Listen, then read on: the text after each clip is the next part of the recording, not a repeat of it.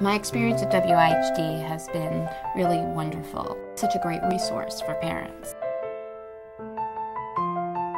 We make the world better for people with disabilities. And you feel like your loved one is being taken care of when you're here. And they do it with respect and dignity.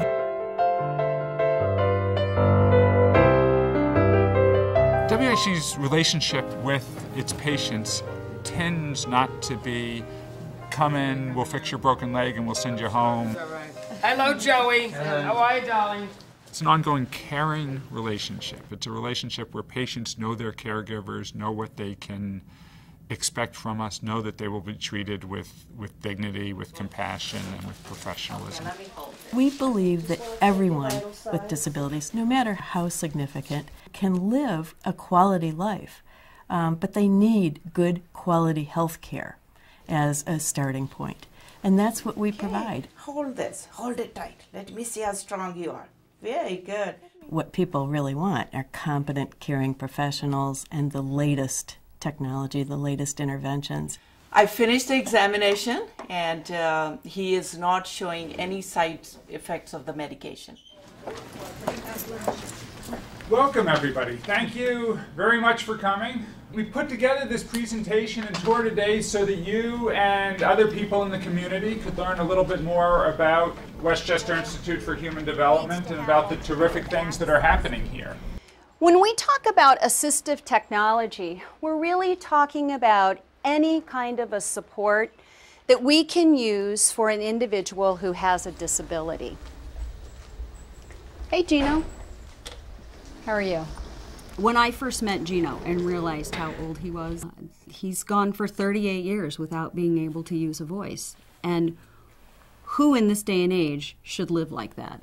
Our goal in assistive technology is really to provide people with the best way for them to be able to participate in their day-to-day life. We can provide a voice to an individual who hasn't had a voice for a very long period of time. I happen to love children.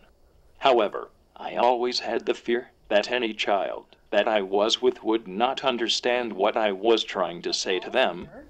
Have you been to the school working with the kids? Went yesterday and had them ask all sorts of questions. Excellent. We talk about communication being the essence of life. It's how we let people know that they mean something to us. Having a voice again is just beyond belief. We really are connected to our patients. Everyone on the medical team takes time with the patient, family members, and caregivers.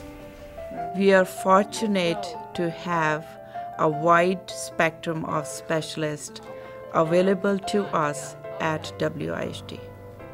When you're a person with disabilities, you're looking often at other kinds of health issues going along with that primary disability. I miss the school. I go on Thursday and Friday. So you're looking at obesity, high blood pressure, the potential for cardiovascular problems. So at Wihd, day in and day out, we provide a whole range of medical care, both primary care and specialty care, as well as dental services. All right, let's bring him in. It's a very big deal for us to even try to brush his teeth. So when you put him in a dental chair and you lean him back and all the lights are on him, he just can't handle it. So he moves around, he clenches his teeth, he cries. Dr. Seagriff acts like this is, normal type of behavior. She's very comforting to him. He's doing great today. Individuals with developmental disabilities have such a tough time trying to access dental services. The staff at Wihd know how to calm him down, and they know how to make me and my dad, as his caregivers, feel more comfortable, and then help him to feel more comfortable. Okay, Clock, so we'll see you next time, okay? Next time. Good for you. Okay, take another one and listen. Listen for the next one.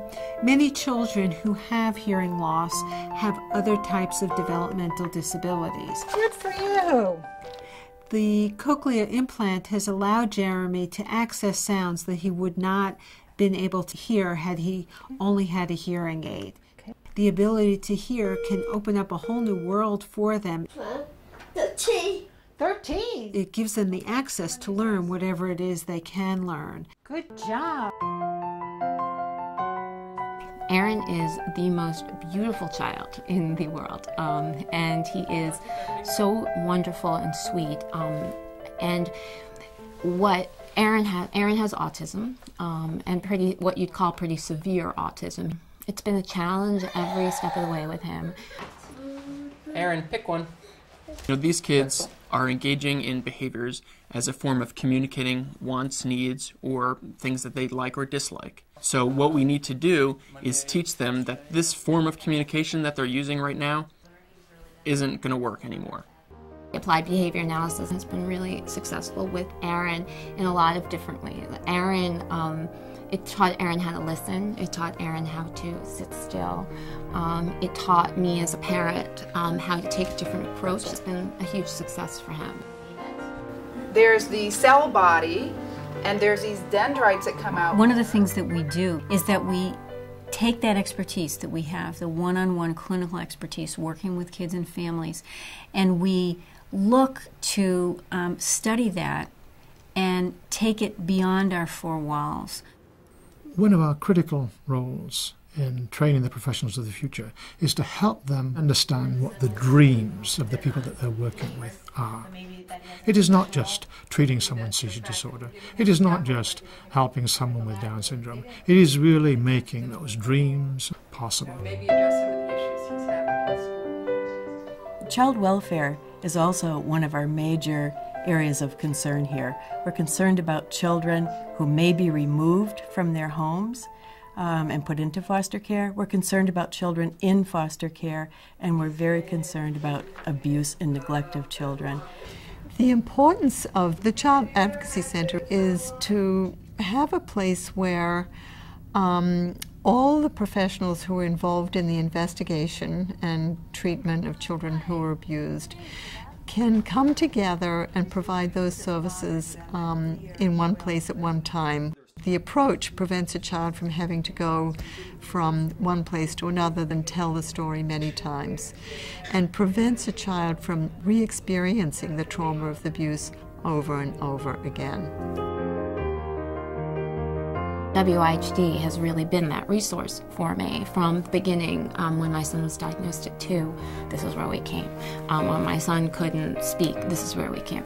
I would say to people who are supporting Wihd that you are doing the right thing. I can say that having a voice again, due to Wihd, is something that I am so grateful for. No pun intended, however, there are no words that can convey how thankful I am. We always say what we do within these four walls is really important and really impacts the lives of people who come here. But really, our mission is much broader than that. Our mission is really to change the world for people with disabilities.